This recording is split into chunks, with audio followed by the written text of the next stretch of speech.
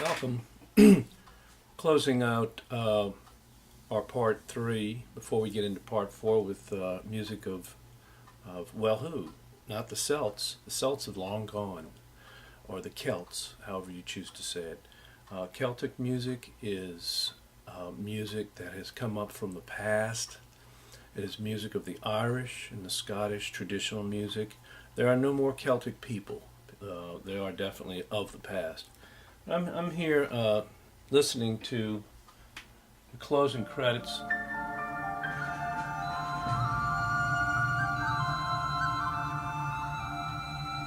The Patriot Game, which was a movie that came out in the 90s.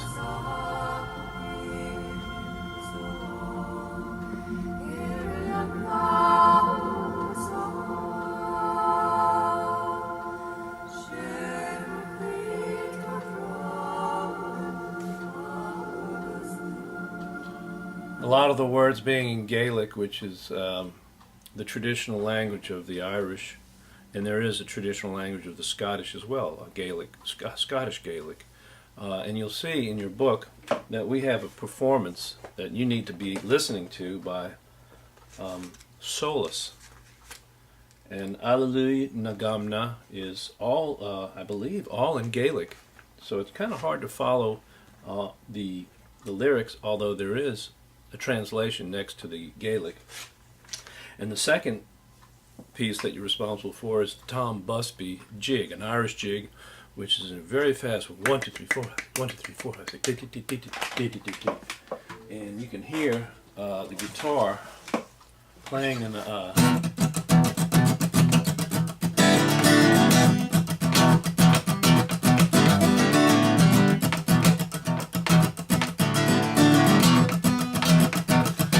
that kind of rhythm. 1, 2, 3, 4, 5, 1, 2, 3, 4, 5, 1. It's counted, each measure would be counted in 2. 1, 2, 1, 2, 1, 2. That's the jig, and that's instrumental. I wanted to discuss a little bit before we did hear the music, some of the items over here on the dry erase board. You can see that.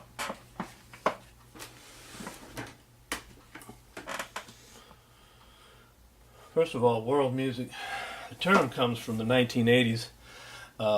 It's a music industry term that your book talks about as being a marketing classification. World music, as you read, if you read the download here, really encompasses so much music. But Celtic music falls in there, traditional Irish, Scottish music, and the influence of it. You can hear it in the movies, Patriot Games, like I said.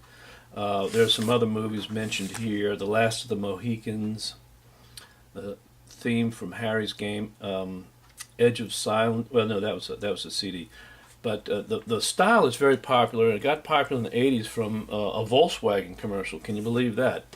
All of a sudden, it says right here, Timothy D. Taylor in his book Global Pop, World Music, World Markets, 1997, traced the beginnings of modern Celtic music, or the success of Celtic music as an American popular music, to a Volkswagen commercial in 1993 that included background music by Clannad, a popular Irish band.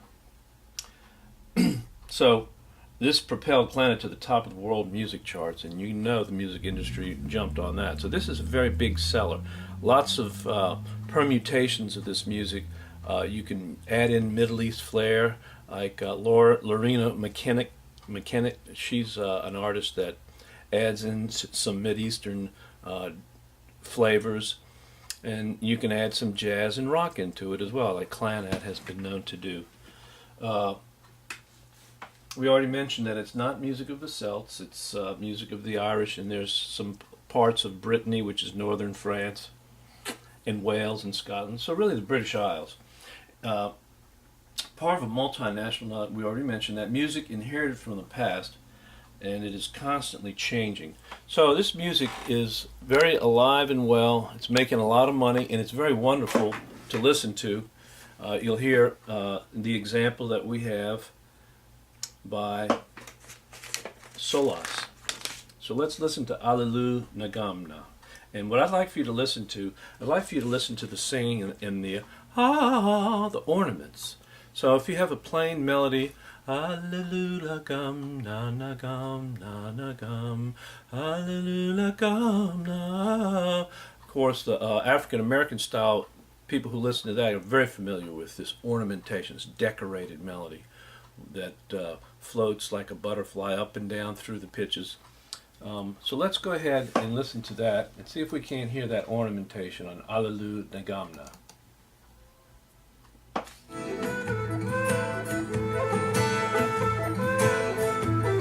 This is the intro, page 179.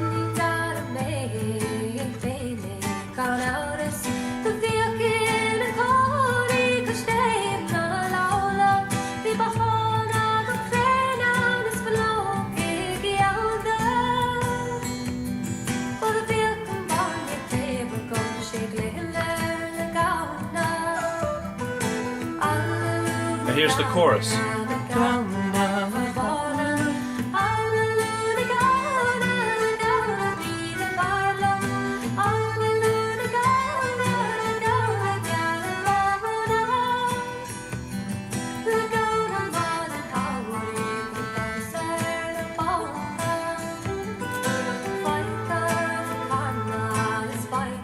So we hear another verse here, and of course after the verse you hear a chorus. So this is very typical strophic form where the music stays the same and the lyrics change. We talked about that before.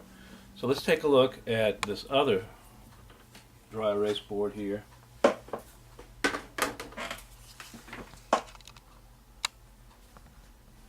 And you'll see the music consists of tin whistle. You'll hear tin whistle in the next song, or perhaps you can still hear it here.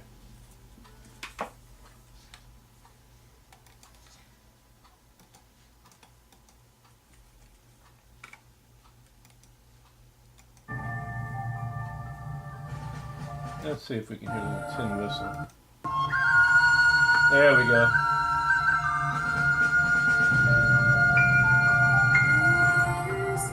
Now that's the Patriot games again. We listened to that. So that tin whistle figures prominently in the music. Also harp, and oftentimes it'll be a Celtic harp or a smaller harp. Guitar, especially in these examples that we hear in our book. Bagpipes. You can also hear Uilleann pipes, which I think are a fascinating sounding instrument, which really sound Irish to me. A bodhran is a type of drum you hold in your hand. There's a stick going through the back of it that you can hold, and then you drum on both ends of the stick, ba-doom, ba-doom. So you'll hear that as well. In a typical Irish band, it's going to be 5 or 6 musicians, and you can see the bands listed in our book. Altan started with really just a duo, and they added another player and a guitarist, and then they added a fiddle player and an accordion player. So they got up to about 4 players right away. And then Clanab was a group based on a family, and they are definitely worth listening to. They're a wonderful group, and they've actually added some members, and their uncles play with them now, and so they're about 4 or 5. The Chieftains are the biggest name one. They're the ones that are most famous and the most durable. They've been playing for ages, and there's about 7 of those guys playing. And of course Solas, and you can read about Solas as well in the book. And let's listen to that Tom Busby, which is an Irish jig. And again, you'll hear that guitar.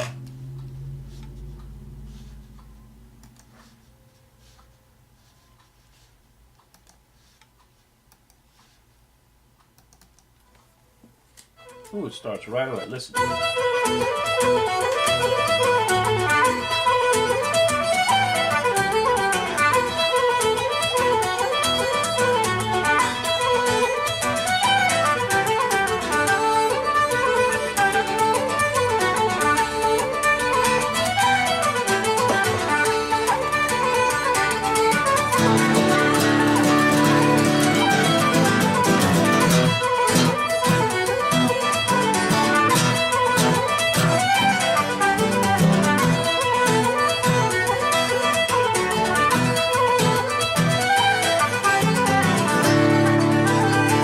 section, brighter.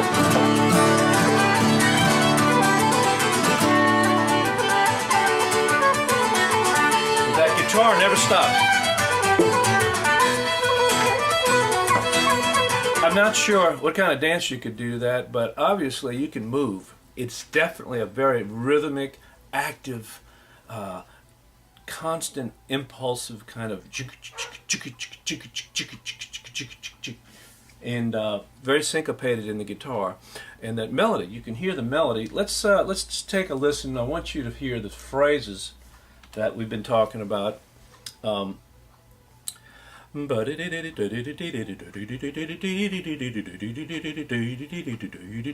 fast moving notes, and that's the part where they talk about in your book on page 181 or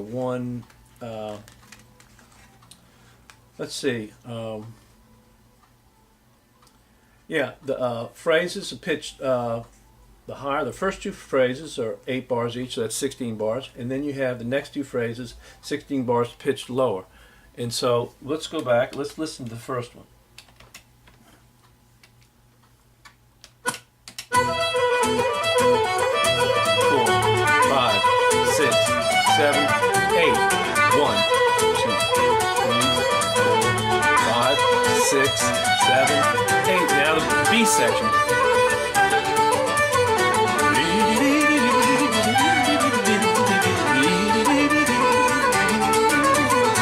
Going back to the A section right here.